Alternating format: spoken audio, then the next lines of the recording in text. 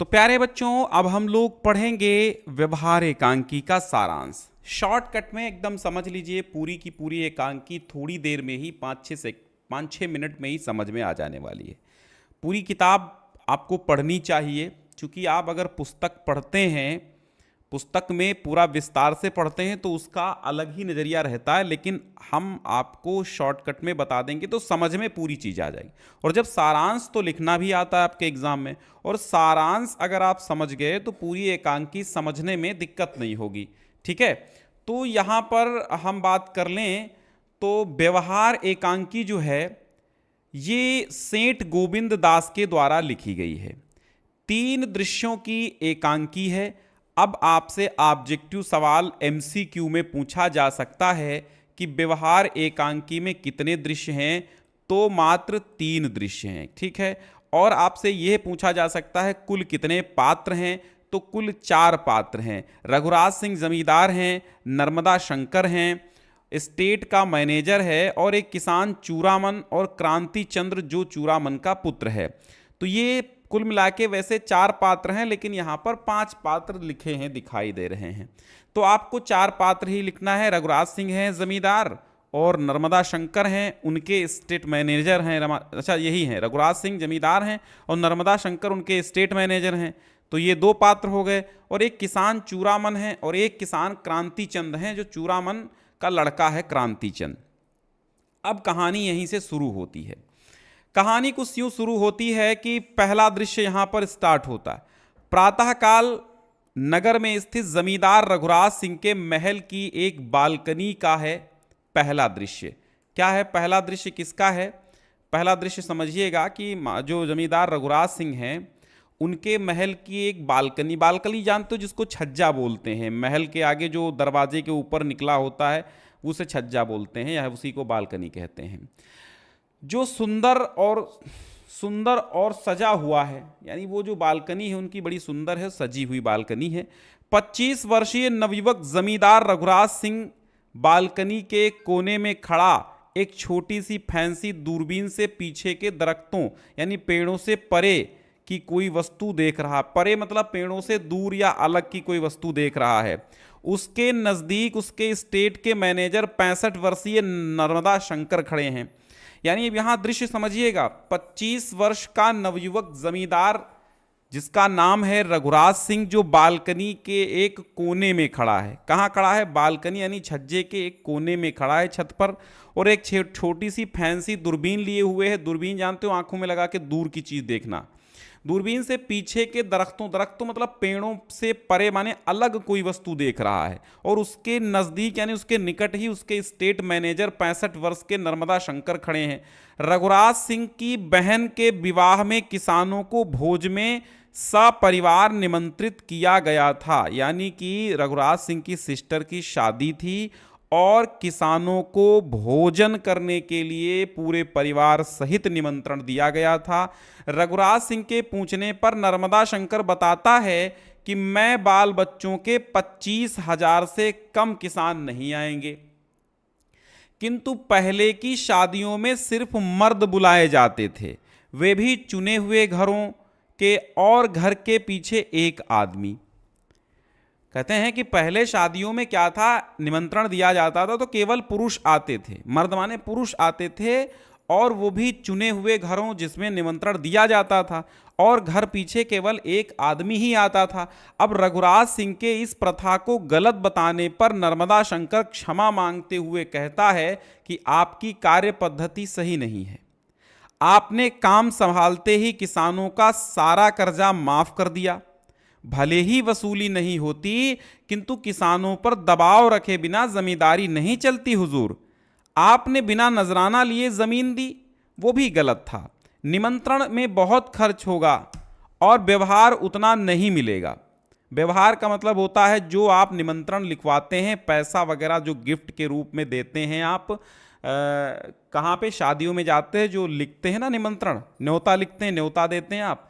तो कहते हैं कि आपने बिना नजराना लिए ज़मीन दी। नजराना मतलब पहले ज़मीन का नजराना यानी टैक्स समझ लो पड़ता था।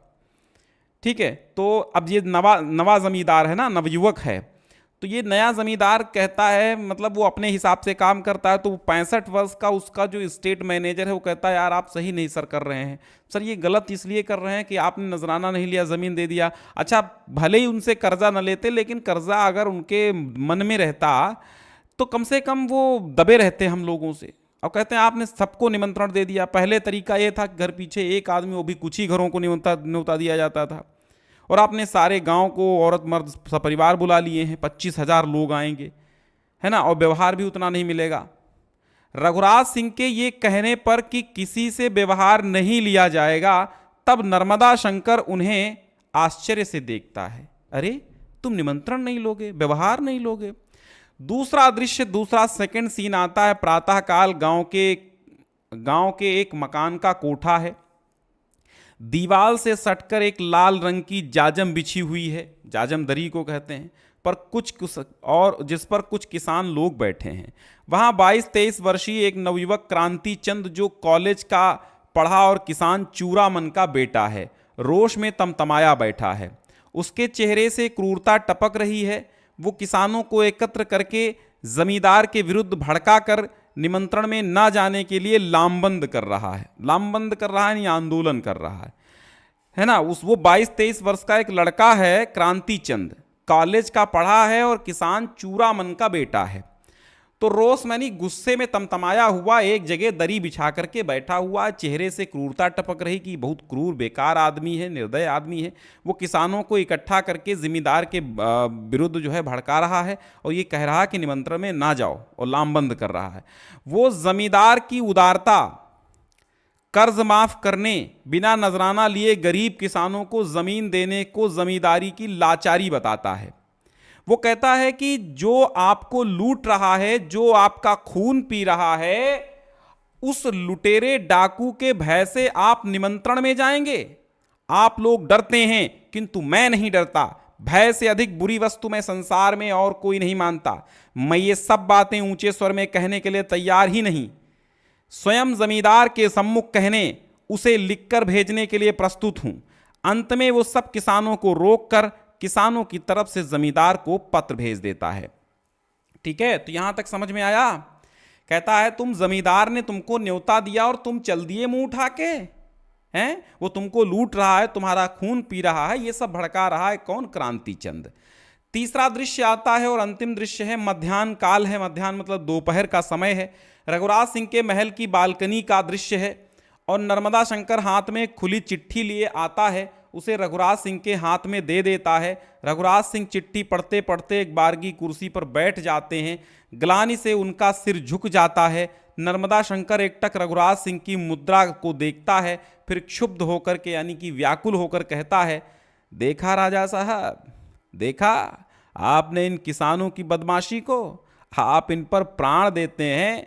जमींदार की बहन के विवाह भोज का किसानों द्वारा बहिष्कार देखा आपने? रघुराज सिंह ने कहा कि किसानों के प्रतिनिधि क्रांति चंद ने ठीक लिखा है। भक्षक और भक्ष का कैसा व्यवहार, बहुत सही लिखा। क्रांति चंद ने कहा, क्रांति चंद ने लिखा था भक्षक और भक्ष का कैसा व्यवहार। भक्ष मतलब जो किसान हैं, उन भक्ष माने खाने योग्य हैं, लोग खाते हैं उनको। भक्षक माने जो जमींदार हैं वो खाते हैं किसको? भक्ष किसानों को। मेरी गलती थी जो मैं ये समझता था कि किसानों का मैं हित कर सकता हूँ। अब तो मेरे सामने केवल दो विकल्प हैं, सच्चा जमींदार बनूं या उन्हीं के सच्चे हित में जीवन व्यतीत करूं। तो ये कहानी व्यवहार एकांकी थी। आपने इसमें तीनों दृश्यों में क्या समझा? इसमें ये समझा है कि कभी कभी अच्छाई भी बुरी हो जाती है, लेकिन अधिकांश अच्छाई बुरी नहीं होती, कभी कभी होती है। जैसा कि यहाँ पर हुआ, जमींदार रघुराज सिंह हैं, नर्मदा शंकर ने उनको अपने अनुभव से समझाया कि भाई किसानों से जो आप उनको कर्ज में डूबा रहने दो, तभी ही अच्छा है। तो नर्मदा शंकर रघुराज सिंह को नर्मदा शंकर समझाते हैं, लेकिन रघुराज सिंह नवयुवक हैं। अब उधर किसान जो क्रांति चंद है, चूरामन का लड़का है, वो क्रांति कर देता है, वो बहिष्कार करता है, कहता है ऐसा है मैं इनकी बहन की शादी में नहीं जाऊंगा, और भक्षक और भक्ष का कोई व्यवहार अच्छा नहीं है, वो आंदोलन करता है। फिलहाल जो क्रांति चंद ने किया यहाँ पर मुझे ये लगता है नहीं करना चाहिए था। कारण ये है कि उस समय उसका माहौल था निमंत्रण देने का, और जैसा दिल रघुराज सिंह का था उस हिसाब से क्रांति चंद ने अच्छा नहीं किया था। ठीक है, तो ये एकांकी व्यवहार है। व्यवहार का यहाँ पर अर्थ दोस्ती से नहीं है, यहाँ पर व्यवहार शीर्षक इसलिए दिया गया है क्योंकि व्यवहार का मतलब होता है निमंत्रण, यानी विवाह में दिया जाने वाला उपहार, यहाँ व्यवहार कहलाया है। उम्मीद है आपको एकांकी बहुत समझ में आई होगी। आपने अगर दीपदान नहीं पढ़ी है तो पढ़ लीजिए, और 3-4 एकांकियाँ जो हैं वो सारी की सारी PDF भी आपको मिल जाएगी। और आप जो है प्लेलिस्ट देख लीजिए, संपूर्ण कक्षा 9 की हिंदी का कोर्स है संस्कृत के साथ, व्याकरण के साथ, तो आप प्लेलिस्ट देख लीजिए, आराम से आपको सब समझ में आ जाएगा।